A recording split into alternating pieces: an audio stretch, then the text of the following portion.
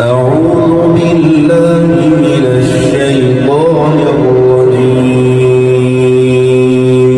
بسم الله الرحمن الرحيم مختصر حمد و ثناء کے بعد قابل عزت تکریم معزز سامعین کرام، آپ کو معلوم ہے ایمانیات کے موضوع پر تسلسل کے ساتھ گفتگو ہو رہی ہے۔ گزشتہ سے پیوستہ خطبہ جمعۃ المبارک میں ایمان کے دوسرے جز اور ارکان ایمان میں سے دوسرے رکن فرشتوں پر ایمان کے حوالے سے چند معروضات آپ احباب گرامی کی سماعت کے حوالے کی تھی۔ آج ایمان کے تیسرے حصے اور ارکان ایمان کے تیسرے رکن کتابوں پر ایمان کے حوالے سے چند باتیں قرآن و حدیث کی روشنی میں آپ احباب کے گوش گزار کرنی ہے۔ بحیثیت مسلمان ہم سب کا ایمان ہے کہ اللہ نے انبیاء و رسل پر کتابیں نازل کی ہیں، اور قرآن و حدیث نے اس بات کو واضح انداز میں بیان کیا ہے کہ جو اللہ اور فرشتوں پر ایمان رکھتے ہیں، کل آمن باللہ و ملائکتہ و کتبہ، وہ بندے اللہ کی کتابوں پر بھی ایمان رکھتے ہیں۔ اور اللہ تعالیٰ نے حکم دیا ہے، یا ایھا الذین آمنوا آمنوا باللہ ورسولہ والکتاب الذی نزل علی رسولہ، اے لوگوں جو ایمان لائے ہو، اللہ پر اور رسول اکرم صلی اللہ علیہ وسلم پر مزید ایمان لے آؤ، اور اس کتاب پر بھی ایمان لے آؤ جو اللہ نے اپنے رسول پر نازل کی ہے۔ حدیث جبریل میں نبی علیہ السلام نے جبریل امین کو ایمان کے ارکان بتاتے ہوئے تیسرا رکن یہی بتایا تھا، ان تؤمن باللہ و ملائکتہ و کتبہ، کہ تیرا کتابوں پر ایمان ہونا چاہیے۔ کتابوں کا ہونا جہاں پر شریعت اور وحی الہی سے ثابت ہے، وہاں عقل انسانی اور انسان کی فطرت سلیمہ بھی اس بات کو قبول کرتی ہے کہ اللہ کی طرف سے ایک کتاب لازمی ہونی چاہیے، کیونکہ کوئی بھی گاڑی یا مشینری جو بندہ تیار کرتا ہے، جو مکینک ہوتا ہے، سانے اور بنانے والا ہوتا ہے، وہ اس گاڑی کے ساتھ ایک ہدایت نامہ دیتا ہے۔ اگر اس گاڑی کو اس کے ہدایت نامہ کے مطابق استعمال کیا جائے تو وہ گاڑی چلتی رہتی ہے، وہ مشینری صحیح استعمال ہوتی رہتی ہے۔ ہم سب اللہ سبحانہ و تعالیٰ کی مخلوق ہیں، ہمارا بنانے والا اللہ سبحانہ و تعالیٰ ہے۔ ہمارے جسم کی یہ جو گاڑی اور مشینری ہے، یہ صحیح تب چل سکتی ہے جب اس کے بنانے والے کی ہدایت نامے کو فالو کیا جائے۔ جیسے کوئی بھی گاڑی اس کے بنانے والے کے ہدایت نامے پر اور اس کے مطابق چلانے کی محتاج ہوتی ہے، اس طرح انسانی جسم بھی اپنے بنانے والے کے ہدایت نامے کا محتاج ہے۔ نمبر 2، اللہ سبحانہ و تعالیٰ نے انبیاء کو بھیجا ہے دین سکھانے کے لیے، اور آپ کو معلوم ہے انبیاء علیہ السلام معجزے پیش کیا کرتے تھے۔ ہر نبی کا جو سب سے بڑا معجزہ ہوتا تھا وہ کتاب ہوتی تھی جو اللہ نے اس نبی کو عطا کی ہوتی تھی۔ سب سے بڑا معجزہ یہی ہوتا ہے۔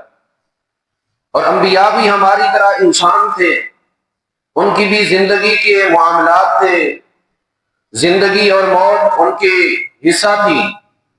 ایک عرصہ دین کا کام کرنے کے بعد، دعوت و تبلیغ کے فرائض سر انجام دینے کے بعد وہ دنیا سے چلے گئے، تو کوئی کتاب اور پیغام ہونا ضروری تھا کہ انبیاء چلے جائیں تو کتاب کی شکل میں ان کا پیغام باقی رہے۔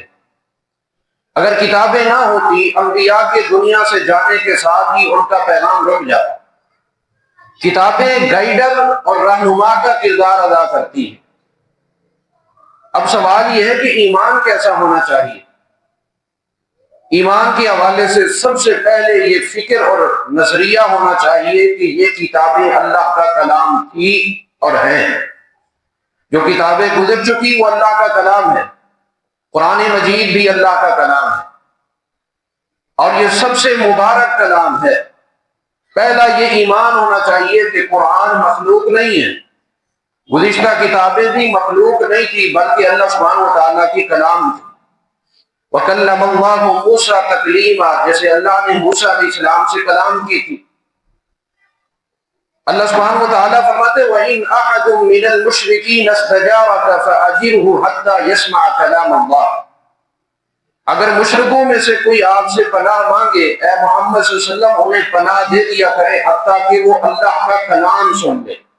قرآن اللہ کا کلام ہے، اللہ سبحانہ و تعالیٰ نے اس کے ساتھ تکلم کیا ہے۔ یہ الفاظ جو قرآن کے ہیں سب سے پہلے اللہ سبحانہ و تعالیٰ نے ادا کیے۔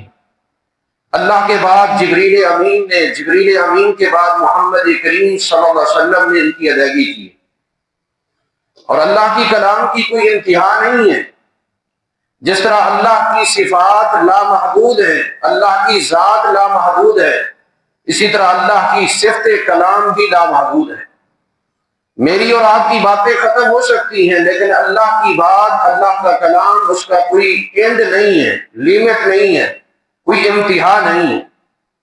قرآن کہتا ہے قُلْ لَوْ كَانَ الْبَحْرُ مِدَادًا لِكَلِمَاتِ رَبِّي لَنَفِدَ الْبَحْرُ قَبْلَ أَن تَنفَدَ كَلِمَاتُ رَبِّي، انہیں بتا دیجئے اگر یہ دنیا کے سارے سمندر سیاہی بنا دیے جائیں اور ان کو دگنا کر کے، ڈبل کر کے سیاہی تیار کر دی جائے تو اللہ کے کلمات لکھنے کے ساتھ پھر بھی ختم نہیں ہوں گے۔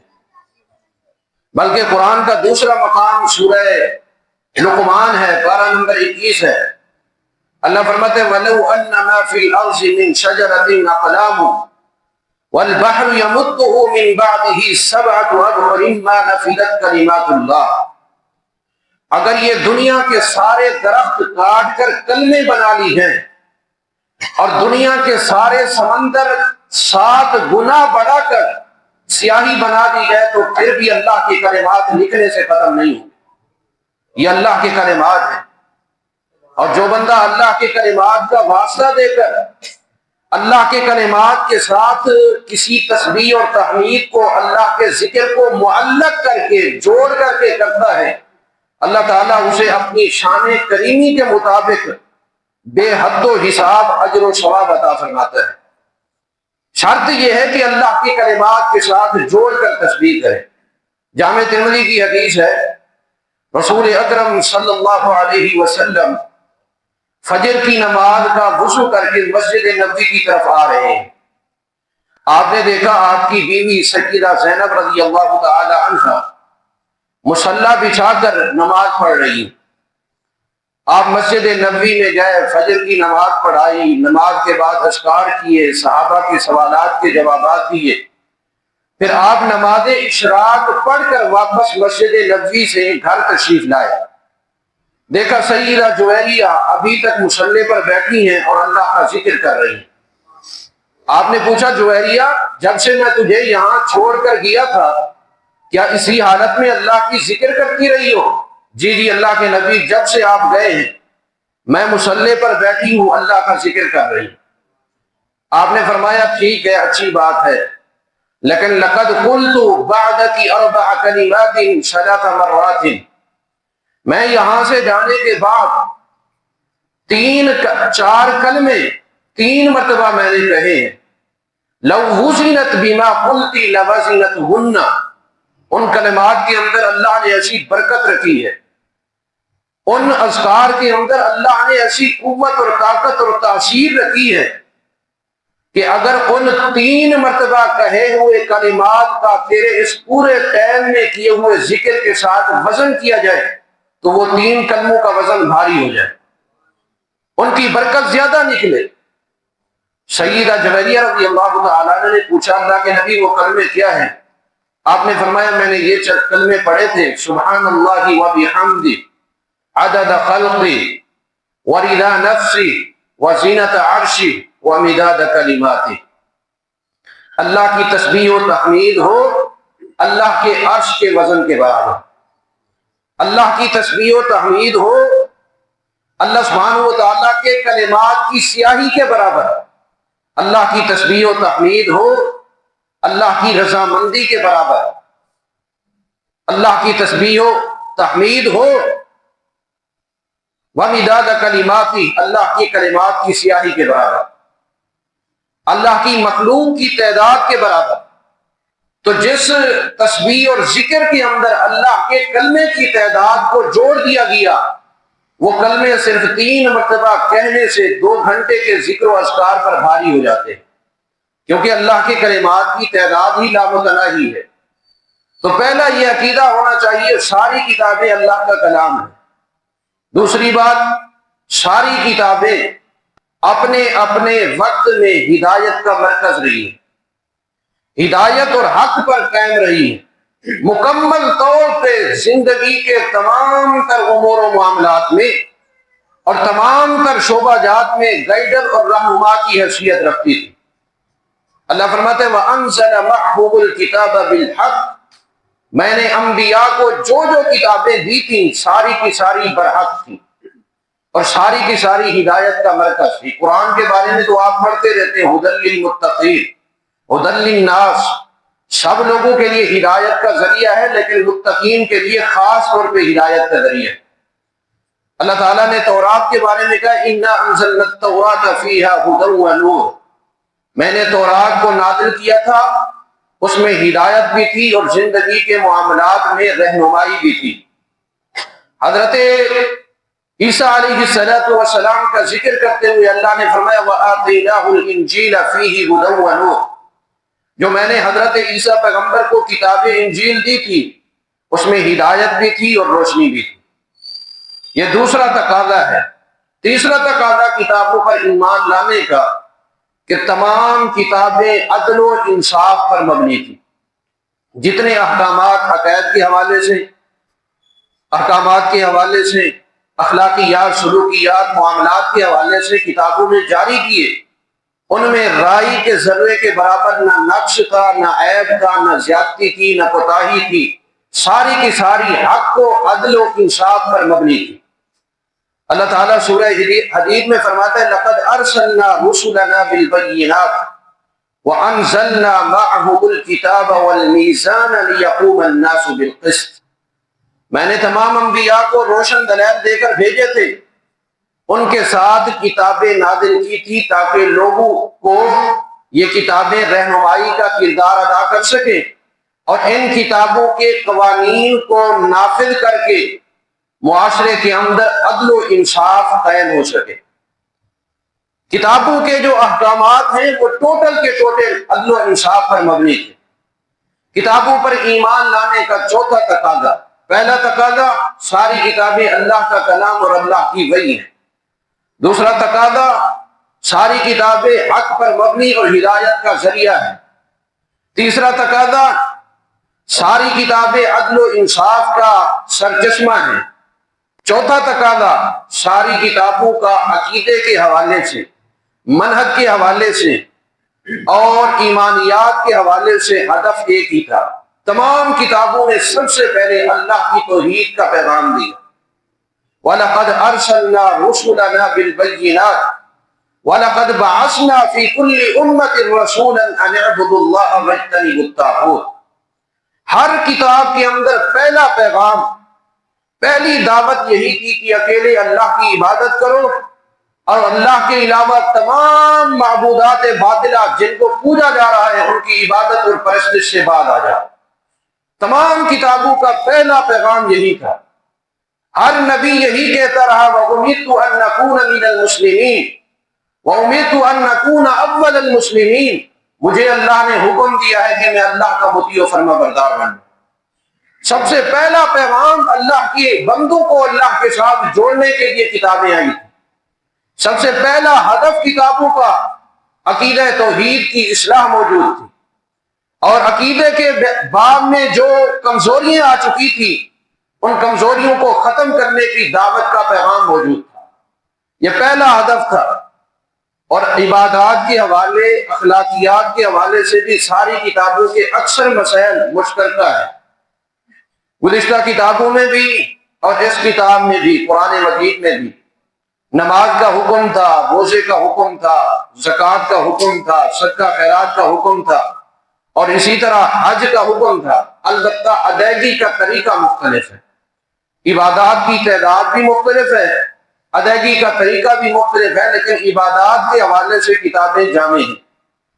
اسی طرح معاملات اور اخلاقیات کے حوالے سے سچ بولنا تمام کتابوں کا پیغام تھا، جھوٹ سے بچنا، لام تان، بہتان درازی، بدکاری، تمام کتابیں اس حوالے سے مشترکہ پیغام دیتی۔ ہاں البتہ چند مسائل میں اللہ تعالیٰ نے ہر شریعت کے اندر فرق رکھا ہے، اور نبی علیہ الصلوۃ والسلام فرماتے الانبیاء اخوۃ لعلات امہاتہم شتیٰ ودینہم واحد۔ انبیاء آپس میں اللاتی بھائیوں کی حیثیت رکھتے ہیں۔ اللاتی بھائی وہ ہوتے ہیں جن کا باپ ایک ہو، مائیں مختلف ہوں۔ فرمایا ہم اللاتی بھائی اس طرح ہیں کہ ہمارا دین ایک ہے، بنیاد عقیدے کے حوالے سے، عبادات کے حوالے سے ایک ہے، لیکن احکامات میں قدر فرق ہے، اس لیے امہاتہم شتیٰ، ہماری شریعتیں قدر مختلف ہیں۔ شریعتوں میں قدر چینجنگ ہے، لیکن عقائد اور عبادات کے حوالے سے شریعت ایک ہی تقاضا کرتی ہے۔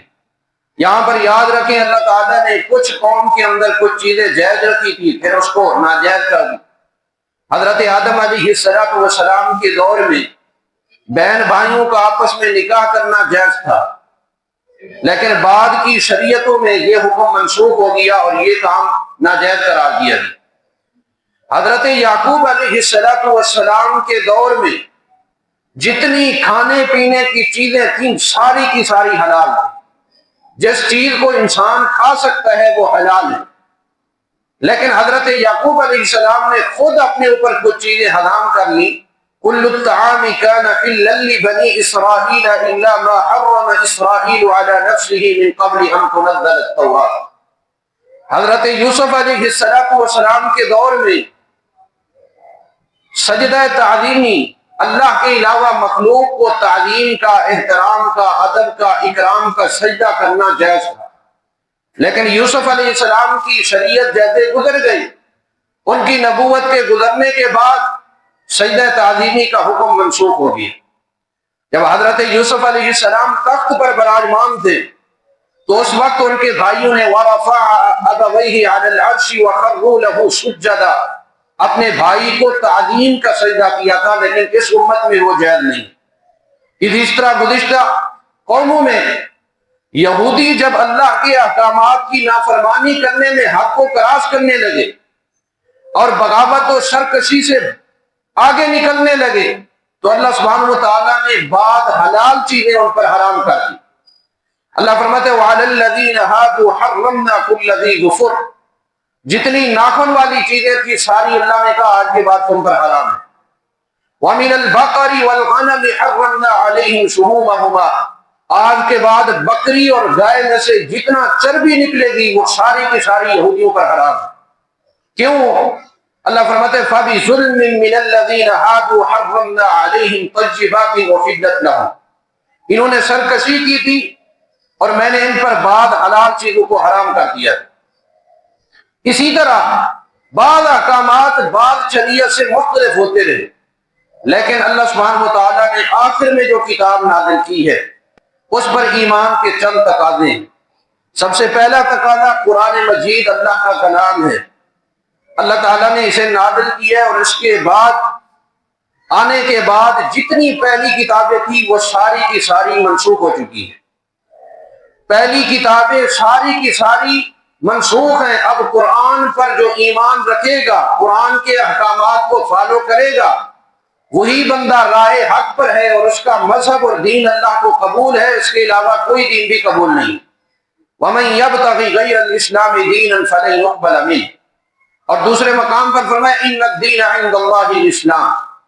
قرآن کریم کے اوصاف میں سے ایک وصف ہے وَمُهَيْمِنًا عَلَيْهِ، قرآن کریم نگران کتاب ہے۔ کیا معنی؟ پچھلی ساری کتابوں کے احکامات کو ختم کر کے صرف اور صرف اسی کے احکامات کو فالو کرنا ہے۔ نبی علیہ الصلوۃ والسلام فرماتے ہیں، صحیح مسلم کی حدیث ہے والذی نفسی بیدہ لا یسمع بی من هذه الامة یہودی ولا نصرانی ثم يموت ولم يؤمن بالذي ارسلت به الا كان من اصحاب النار۔ جس کے ہاتھ میں محمد کریم صلی اللہ علیہ وسلم کی جان ہے، اس ذات کی قسم، میرے آنے کے بعد کوئی یہودی ہے یا عیسائی ہے، اگر وہ وحی الہی قرآن مجید پر ایمان نہیں رکھتا الا کان من اصحاب النار، وہ پکا جہنمی ہے۔ اللہ کے نبی کے آنے کے بعد شریعت صرف اللہ کے نبی کی، ما کان محمد ابا احد من رجالکم ولکن رسول اللہ وخاتم النبیین، دین صرف اللہ کے نبی صلی اللہ علیہ وسلم کا، اور احکامات صرف قرآن مجید کے فالو کرنے۔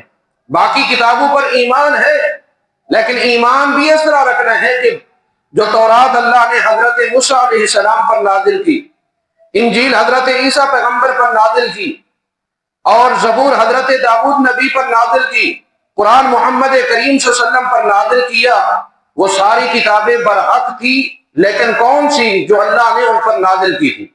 اس وقت جو مختلف قسم کے نسخے پیش کیے جاتے ہیں قرآن کے علاوہ، تورات زبور انجیل کے، وہ سارے کے سارے تحریف شدہ ہیں، تبدیلی کی جا چکی ہے۔ اس لیے اس کتابچے پر ایمان نہیں رکھنا، اس وحی پر ایمان رکھنا ہے جو اللہ نے انبیاء پر نازل کی۔ یہ کتابیں میں تبدیلی ہے۔ کوئی کہے کہ اس کتاب پر ایمان رکھتے ہو، تورات کا نسخہ سامنے پیش کرے، ہم کہیں گے ہم اس تورات پر ایمان رکھتے ہیں جو اللہ نے موسیٰ پیغمبر پر نازل کی۔ انجیل کا نسخہ یوحنا پیش کرتے ہوئے کہیں اس پر ایمان رکھتے ہو، ہم جواب میں کہیں گے ہم اس انجیل پر ایمان رکھتے ہیں جو اللہ نے حضرت عیسیٰ پیغمبر پر نازل کی۔ اسی طرح باقی کتابیں ہیں، صحف ابراہیم و موسیٰ، اللہ نے حضرت موسیٰ پیغمبر اور ابراہیم علیہ السلام کو چند صحیفے عطا کیے تھے، ان پر بھی ایمان رکھنا ضروری ہے۔ لیکن قرآن کریم کو اللہ نے یہ اعزاز اور شرف دیا ہے کہ یہ ہدایت کا مرکز ہے، اس کا سننا بھی باعث برکت ہے، اس کا پڑھنا بھی کامیابی کا ذریعہ ہے، اس کے ایک ایک حرف پر 10 نیکیاں ملتی ہیں۔ قرآن کریم کو فالو کرنا دنیا و آخرت میں امن و سلامتی، کامیابی اور فوز و فلاح کا ذریعہ ہے۔ اور قرآن کریم وہ واحد کتاب ہے جس کی سفارش کو قیامت والے دن اللہ نے قبول کر کے قرآن سے ناطہ اور تعلق جوڑنے والے کا بیڑا پار کر دینا ہے۔ لیکن شرط یہ ہے کہ ماحق ہوئی ایمان ہے۔ پہلا ایمان کا تقاضا کہ یہ اللہ کا کلام ہے، دوسرا تقاضا ہماری زندگی کے تمام تر معاملات میں یہ رہنما کتاب ہے، تیسرا تقاضا تصدیقہ فیما اخبر، قرآن نے جتنی خبریں دی ہیں وہ ساری کی ساری سچی ہیں، اور ایک ایک خبر سچی ہے، چاہے وہ ماضی کے حوالے سے ہو، حال کے حوالے سے ہو یا استقبال کے حوالے سے ہو۔ زمین و آسمان کی پیدائش کا معاملہ کسی کو پتہ نہیں تھا، قرآن کریم نے بتایا۔ حضرت آدم پیغمبر سے لے کر عیسیٰ علیہ السلام تک کے تمام انبیاء کی سیرت اور معاملات کا تعارف قرآن کریم نے کرایا ہے۔ ذوالقرنین کا واقعہ قرآن کریم نے بتایا، حالانکہ صدیوں سال پہلے گزر چکا تھا۔ اصحاب کہف کا تعارف قرآن کریم نے کرایا، سچی خبر پیش کی، حالانکہ صدیوں سال پہلے گزر چکی تھی۔ اور موجودہ ٹائم کے بارے میں بھی قرآن کریم نے رہنمائی کی۔ اللہ سبحانہ وتعالیٰ نے ذکر کیا کہ یحذر المنافقون ان تنزل علیہم سورۃ تنبئہم، جو منافقین مدینہ تھے وہ ہر وقت ڈرتے رہتے تھے کہ کہیں قرآن کی کوئی سچی خبر نہ آ جائے جو ہمارے دل کے اندر والے حقائق کو عیاں کر دے، واضح کر دے۔ اور بعض اوقات قرآن بتاتا کہ انہوں نے یہ بات کہی ہے، اور منافقین مدینہ قسمیں دے کر یقین دلانے کی کوشش کرتے، لیکن اللہ کے نبی فرماتے اللہ کا قرآن سچ کہہ رہا ہے۔ یحلفون باللہ ما قالوا ولقد قالوا کلمۃ الکفر، مستقبل کے حوالے سے بھی قرآن نے جو خبر دی وہ آج تک سچی ثابت ہو چکی اور ہوتی رہے گی۔ اللہ کے نبی صلی اللہ علیہ وسلم کو 1 سال پہلے اللہ نے بتایا لقد صدق اللہ رسولہ الرؤیا بالحق لتدخلن المسجد الحرام، کہ آپ کو مکہ چھوڑے ہوئے مدینہ آئے ہوئے 6 سال گزرنے والے ہیں، آپ کے دل میں شوق ہے بیت اللہ کی زیارت کا، ان قریب میں اللہ آپ کو بیت اللہ کی زیارت کراؤں گا۔ ابھی سال نہیں گزرا تھا، اللہ نے قرآن کے اس پیغام کو سچا ثابت کر دیا۔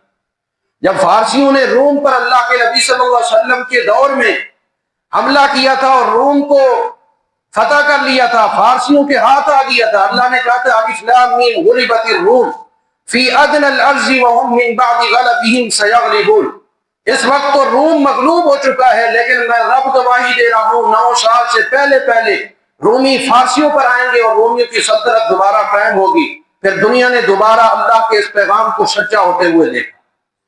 اللہ نے فرمایا واللہ یعصمک من الناس، یہ سارے مکہ والے آپ کے خلاف جنگ گٹا کر رہے ہیں، مخالفت کے لیے ایک پلیٹ فارم پر جمع ہو رہے ہیں، لیکن میں رب وعدہ کرتا ہوں کہ آپ کی حفاظت کروں گا۔ یہ قرآن کا پیغام تھا۔ پھر دنیا والوں نے دیکھا کہ وہ سارے اللہ کے نبی کی نگرانی میں کھڑے تھے، لیکن اللہ نے ان کی آنکھوں کو اندھا کر دیا اور اللہ کے نبی انہی کے راستے سے چلتے ہوئے مدینہ طیبہ پہنچ گئے۔ یہ اللہ سبحانہ وتعالیٰ کی خبریں سچی ہے۔ اللہ نے فرمایا جو صفا پہاڑی کے نیچے کھڑے ہو کر آپ کو کہہ رہا ہے محمد صلی اللہ علیہ وسلم کے ہاتھ ٹوٹ گئے، آپ کا چچا ابو لہب، تبت یدا ابی لہب وتب ما اغنى عنه ماله وما کسب سیصلی نارا ذات لہب وامرأته حمالۃ الحطب، یہ بھی اور اس کی بیوی بھی جہنم کا ایندھن ہے۔ پھر دنیا نے دیکھا کہ ابو لہب بھی اور اس کی بیوی بھی حالت کفر میں مرے، اسلام قبول کرنے کی توفیق نہیں ہوئی، کیونکہ قرآن نے پہلے پیغام دے دیا۔ قرآن کریم کا ایک ایک پیغام سچا ثابت ہوا، اس پر یقین رکھنا چاہیے۔ نمبر 2، یہ یقین رکھنا چاہیے کہ قرآن کریم یوم اول سے لے کر آج تک اور آج سے لے کر قیامت تک الف لام میم کی الف سے لے کر والناس کے سین تک رائی کے ذرے کے برابر نہ لفظ میں تبدیلی ہوئی ہے، نہ حرف میں تبدیلی ہوئی ہے، نہ قرآن کریم کے کسی نقطہ زبر زیر پیش میں تبدیلی ہوئی ہے۔ اللہ تعالیٰ نے جس طرح قرآن نازل کیا تھا آج تک اسی طرح ہے اور آج سے قیامت تک اسی طرح ہے۔ یہ اللہ سبحانہ وتعالیٰ کا وعدہ ہے اِنَّا نَحْنُ نَزَّلْنَا الذِّكْرَ وَإِنَّا لَهُ لَحَافِظُونَ، اور یہ ایسی کتاب ہے جو چیلنج زدہ ہے، اس کو چیلنج کیا جا چکا ہے اس کے ذریعے۔ جب مشرکین مکہ نے کہا تھا کہ قرآن محمد کریم صلی اللہ علیہ وسلم اپنے ہاتھ سے بناتے ہیں، اللہ نے فرمایا قُلْ إِنِ اجْتَمَعَتِ الْإِنسُ وَالْجِنُّ عَلَىٰ أَن يَأْتُوا بِمِثْلِ هَٰذَا الْقُرْآنِ لَا يَأْتُونَ بِمِثْلِهِ، اگر محمد صلی اللہ علیہ وسلم اپنے ہاتھ سے بناتے ہیں تو تم اس جیسا قرآن لا کر دکھاؤ۔ جب قرآن کے اس چیلنج کو ایکسیپٹ نہیں کر سکے، پھر اللہ نے کہا پورا قرآن نہیں بنا سکتے، 12ویں پارے سورہ ہود میں کہا فَأْتُوا بِعَشْرِ سُوَرٍ مِثْلِهِ، مفتریات، پورا قرآن نہیں بنا سکتے، قرآن جیسی 10 صورتیں بنا کر دکھاؤ۔ اس چیلنج کو بھی قبول نہیں کر سکے، اللہ نے تیسرا چیلنج دیا فَأْتُوا بِسُورَةٍ مِثْلِهِ، پورا قرآن نہیں بنا سکتے، 10 صورتیں نہیں بنا سکتے، قرآن جیسی ایک صورت بنا کر دکھاؤ۔ جب یہ ایک صورت بھی نہیں بنا سکے، سورہ طور پارہ نمبر 27 میں اللہ نے آخری چیلنج دیا ہے جو آج تک قائم ہے اور قیامت تک قائم رہے گا، ام یقولون تقولہ بل لا یؤمنون فلیأتوا بحدیث مثلہ، 10 قرآن نہیں بنا سکتے، 10 صورتیں نہیں بنا سکتے، ایک صورت نہیں بنا سکتے، قرآن جیسی ایک آیت بنا کر دکھا دو۔ آج تک قرآن کا یہ اعجاز قائم ہے اور قیامت تک قائم رہے گا۔ اللہ ہمیں قرآن کی تمام خبروں پر ایمان رکھنے کی توفیق عطا فرمائے، قرآن کے تمام احکامات پر عمل کرنے کی توفیق عطا فرمائے، اس کے اوامر کو بجا لانے کی اور نواہی سے پرہیز کرنے کی توفیق عطا فرمائے۔ وآخر دعوانا الحمد للہ رب